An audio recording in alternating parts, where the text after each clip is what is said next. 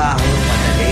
Wala kang karapatang maliitin yung trabaho ng iba. Yung iba sasabihin, gwardiya lang naman yan, rider lang naman yan, construction worker lang naman yan, gasoline boy lang naman yan, fast food crew worker lang naman yan.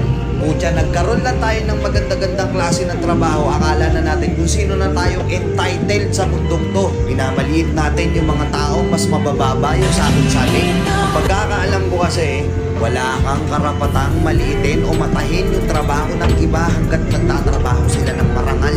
Walang trabahong madali. Lahat nagdadaan sa hirap. Lahat nagsasakripisyo.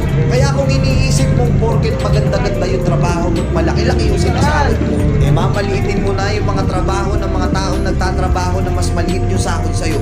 Mag-isip-isip ka. Baka bawiin sa'yo yan. Baka biglang bumaliktad yung mundo at sila naman yung kumakas. Kahit anong trabaho mo, magpakumbaba ka pa rin. Bilog ang mundo, hindi palaging nasa taas ka. Kaya hanggat maaari sa lahat ng oras, magpakumbaba ka. Di ba? May kilala pa kayo ganito? Minsan na rin pa kayo nilait ng mga ganitong klaseng tao?